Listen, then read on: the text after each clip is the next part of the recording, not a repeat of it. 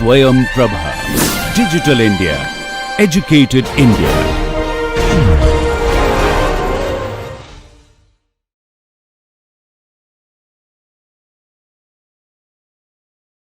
So let us start the lecture today.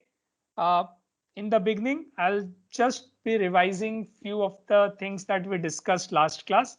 Okay, especially in this course, I'll keep on doing that because it's very easy to forget things because you'd get basically overwhelmed by all the equations and expressions that we derive as part of this course. Okay, so basically last class we had already considered undamped free vibration, and then we considered damped free vibration.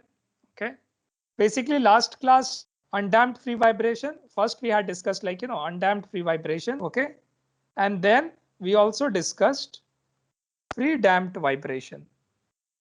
Okay, so undamped free vibration and then damped free vibration, and we set up our equation of motion.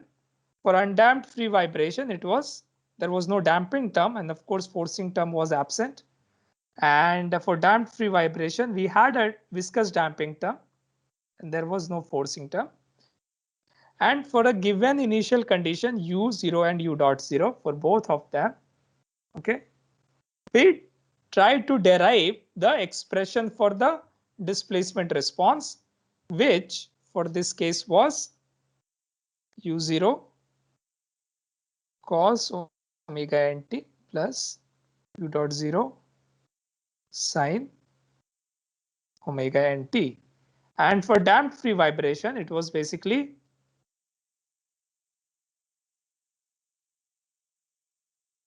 the expression here cos omega dt, and then I had second coefficient which was this sine omega dt, right? And there were some stark differences that that were there between undamped free vibration and damped free vibration.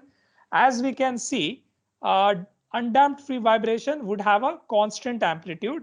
I mean, if you wanted to write this as, we saw that it could be written as u0 cos omega nt minus phi, where u0 is amplitude and it is constant with time, and it is given as u0 square plus u.0 omega square. Okay, so it was actually constant with the time, and the undamped system was vibrating with the natural frequency of the system. How, when you considered damped vibration, in this case, we saw that we had a sinusoidal variation. However, the whole expression itself was multiplied by a decaying exponential function. So this function right here. Okay, and that meant that the amplitude is actually decreasing with the time. Okay, so if I want, I can write this one as well. I would leave you for you to derive. I mean, it's not difficult. Just I'm going to write the inside term again as a cos function. Okay, so let me just write that. This one, let me represent with some constant. Okay, I will call it A. Okay, or instead of calling A, let us call this U. And this would be cos omega d minus phi, where U is basically nothing but u0 and then the square of the second term here, this term here.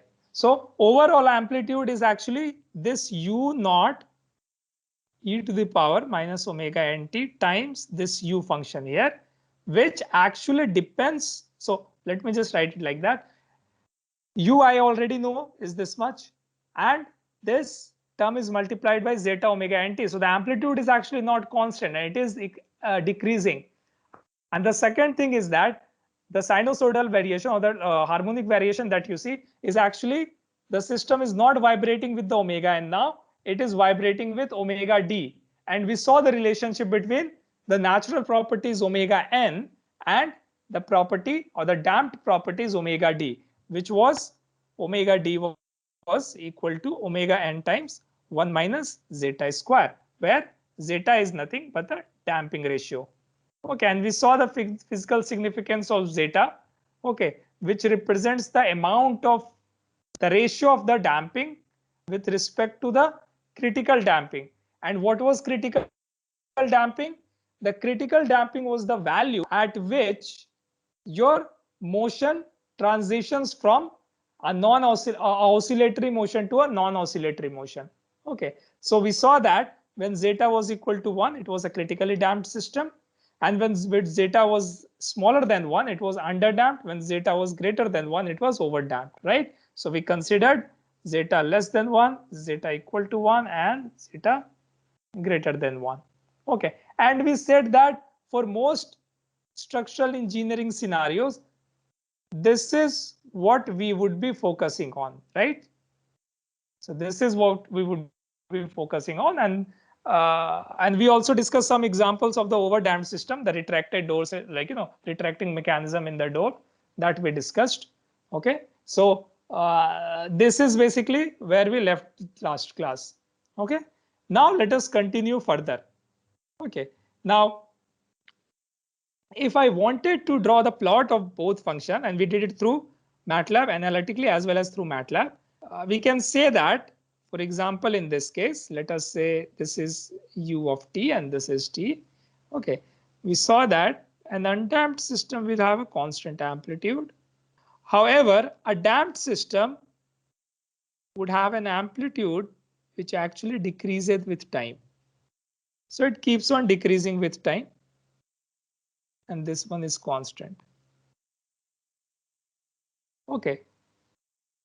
So let me just represent this as, and there was two frequencies or two time periods here, TD and TN. Okay, each for the undamped system and the damped system. All right. Now we are going to utilize the expressions that we have derived for this system to determine some of the natural properties of the system. Remember, in the very first class, we said that any structure would have three natural properties, right? A dynamic system to define, or if you try to define the dynamic behavior of the system, you need to consider system to be made up of three parameters. One would be the mass, other would be the stiffness, and then there would be damping. Okay, now mass and stiffness can be combined as a single parameter as time period, okay, or the frequency as under root k by m. The frequency would be under root k by m, right? Or the time period would be, so let us say time period is this m by k, or omega n is basically k by m. And the other damping, other property that we need to find out is the damping. So actually the free vibration test, it will help us to determine those properties.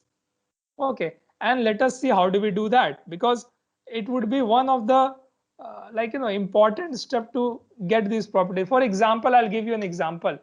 Let us say I have an actual structure. It could be a dam, it could be a building. Now you might do some numerical calculation by finding out the stiffness of the columns, and not only that, stiffness of the columns, you can find out the mass of the system by considering the density of the concrete, and then so theoretically you can find out some time period, right? But remember, those are all mathematical idealization. Let us say if you had to find out, okay, if you had to find out the actual time period that the structure has, not the calculated one. Okay, so because there are a lot of approximation involved in the calculation of time period, so the question becomes how calculate the actual time period of the system, and the second thing becomes how do I calculate the damping in the system. And we said that we are going to represent all our damping mechanism as a single damping mechanism, which is basically the viscous damping mechanisms. Parameters need to be found out. Okay, and we do this routinely in laboratory. There have been tests on full scale real structures as well, where they actually shake a structure not by much. I mean, if you shake anything by much, it would get damaged. Concrete starts to get damaged at very small deformation. But like, very, very small, very small deformation or like an amplitude, they shake the structure and they try to get the response. And from that response, they calculate these properties. So let us see how do we calculate. So what we will discuss next, calculation of the, or instead of saying calculation, let us say experimental determination. Experimental determination of properties. Okay, and we are especially focusing on two things. One is the time period. Okay, and let us not call it like natural time period or damped time period. Okay, let us just call it time period. So time period and damping. Okay, now let us see how do we do that. Okay, now let us say I have this damp system which is vibrating and for which the amplitude is decreasing with time. Okay, something like this. So I know that my ut can be represented as, okay, u times e to the power zeta omega nt, okay, times cos omega d minus phi. Okay, isn't this the expression for the damped free vibration? Okay, and we also saw that u is basically independent of any time. It basically depends only on the initial conditions and the damping, isn't it? If you look at it, this is my u here, which does not depend on time. There is no time term inside. It only depends on the initial conditions and damping, and of course the omega n or the frequency. Okay, so I know that u is independent of time. Okay, let us say I will call this as u, okay, small u. Okay, now this one, let me say this is my first amplitude. Okay, so this is u1, this is u2, this is u3, and so on. Okay, now I know that if this u1 is at time t, u2 would be at what time? T plus tn. Okay, because these amplitudes are separated by a time period of, okay, so this is basically t and then t plus tn. Okay, now let us see how do we consider the ratio if we take of the first amplitude to second amplitude, what happens. Okay, so let us do that and see what do I get. So can you do one thing?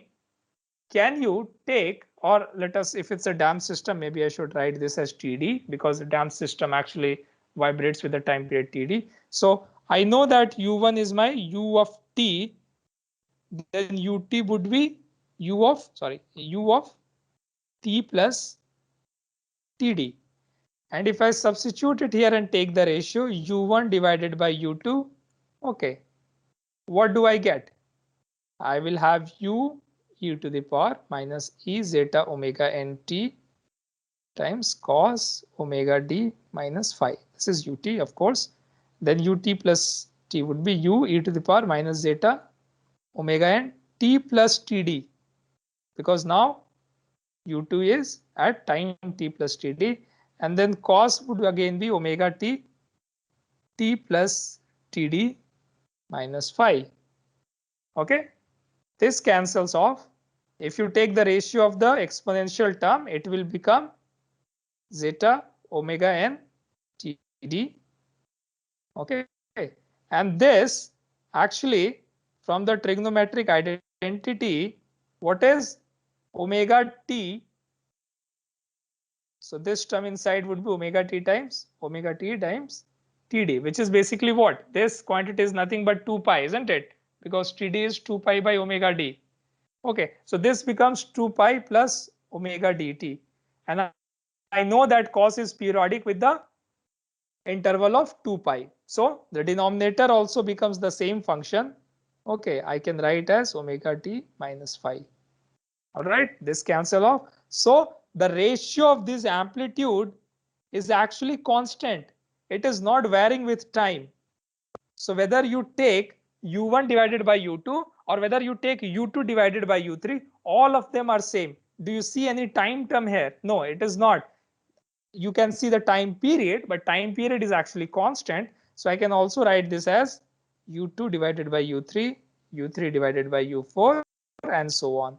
Okay. Now let us see what does this. So let me write u1 divided by u2, or let me write it as. Okay. Now what is this term? Zeta, omega, and TD. Can I write this as zeta, omega, n? TD is what? 2 pi by omega d, and omega d is what? Omega n times 1 minus zeta square. Okay. So what do I get this one as? 2 pi zeta 1 minus zeta square. Okay. So this you will get as 2 pi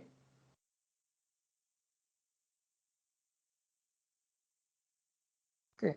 And if you take the log of these two, or like log base e, so you can either say log base e, or I'll just call it as ln. Okay, u1 divided by u2. This is called a quantity lambda, which is basically a logarithmic decrement. Logarithmic decrement of the amplitude for a damped free vibration, and we'll see that how is that useful. Okay, so let us say this is 2 pi by 2 pi zeta. Okay, now does it matter? As I said, all the ratios are constant. So does it matter if it's u1 by u2 or u2 by u3? Okay, it does not matter.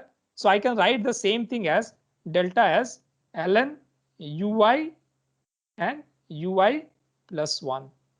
Okay, it should not matter. Okay, now I know that if zeta is very small, for small zeta, 1 minus zeta square, this is almost equal to 1, isn't it? So my delta becomes 2 pi zeta. So I can neglect this denominator term. Okay, and this becomes 2 pi zeta here. So the damping I can calculate as 1 by 2 pi times ln ui and ui plus 1. Okay, so any two consecutive peaks of the displacement response can be considered to get the damping in the system. Of course, we are assuming a viscously damped system. Okay, now this would work for any type of system. So the question is, how do I get this experimentally? Okay, so there are many ways to actually get this experimentally. Okay, in experiment, basically what we do, we pull us we pull any system, we give it an initial displacement and let it vibrate. Okay, and then we measure the displacement history, and there are instruments which can measure the displacement history. For example, there are instruments like string potentiometer. Okay, these string potentiometers can measure displacement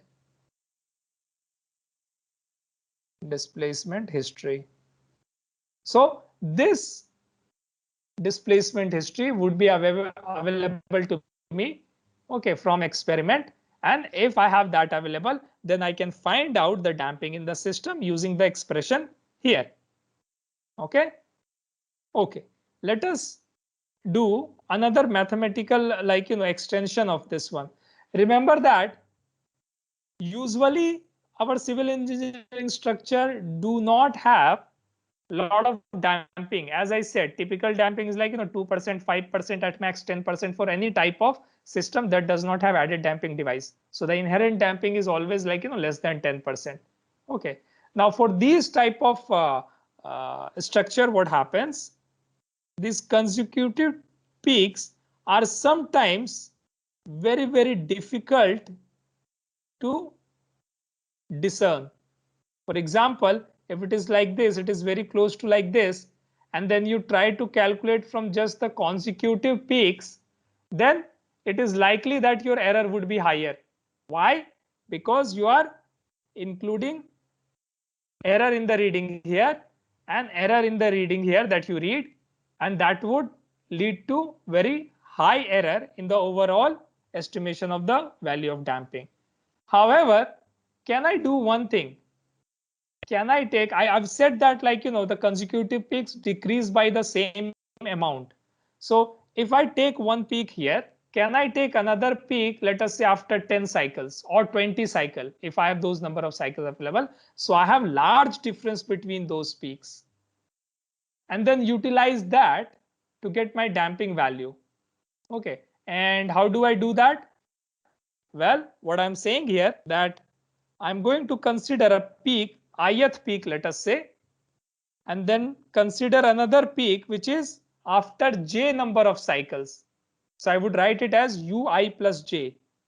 Okay, so ith peak, and then the next peak would be after j number of cycles. So that would be u of I plus j. Okay, now can I write this as ui plus 1, then ui plus 1, ui plus 2, and then I'll keep on repeating till I get u I plus j minus 1, and then ui plus j. Remember that I can write this as, because all these diagonal terms, they will get cancelled off. Okay, so that's why I can write it. Okay, and I know that for the consecutive peak, so this one would be e to the power, okay, whatever we had obtained here. Okay, so this would be e to the power lambda.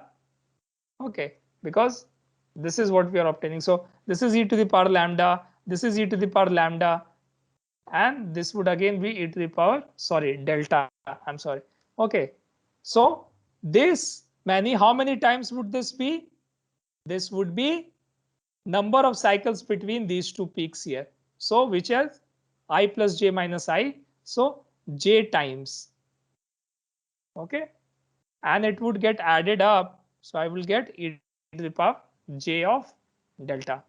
Okay, and now if I take the logarithmic ui and then ui plus j, I would get as j of delta, which is nothing but j of 2 pi zeta 1 minus zeta square, and for small damping values I can approximate this j of 2 pi zeta. So my zeta becomes in this case 1 by 2 pi j ln qi divided by ui plus j. Okay, and this is the expression. So if I consider multiple p, then there would not be any error in this reading these one, because I'm not reading them at all. So whatever error is coming from would be the first and the last peak that I am considering here, and it gets averaged out over a multiple number of cycles. So I get a more accurate value of zeta if I consider multiple number of cycles. Is that clear? Okay, so I can either do using successive peaks, or either I can use multiple peaks to get the damping. Okay, this method is called, for determining the damping in a system, logarithmic decrement method, and it is very famous. Okay, so we have successfully used the logarithmic decrement method to find out the damping in the system. Okay, now I've told you that this displacement history would be made available to you from the experiments, right? So what is the time period now? Well, the time period you can easily determine by reading this time between the successive peaks. So that is not a problem at all. Okay, so we have been able to find out zeta and the time period in the system, and this would be the damped time period. If you wanted to find the natural time period, you could always do that by dividing this. Okay, sorry, not dividing here, it would be multiplying here. Okay, So these expression you can utilize. Is this explanation clear up to this point? Anybody has any confusion? If yes, then let me do one thing. There is a PNG file that I have shared, a figure file. Just click on that one. And then what I want you to do, I want you to find out zeta using 2 successive peaks. Okay.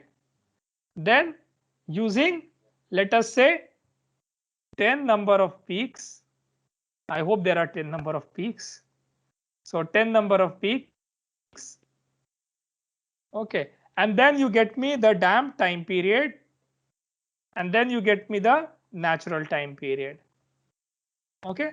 So just read it. I think because these labels are very small, it's coming out to be very small on this screen. Maybe you can download it and you can zoom it if you really want to read it. Although I have provided like very fine grid lines. Okay. You can, it would make it easier for you to actually identify which value these peaks correspond to. Can you do that? Take 5 minutes and try to get me these values that I'm showing. Okay, using 2 success peak, 10 number of peaks, and then TD and TN. All right.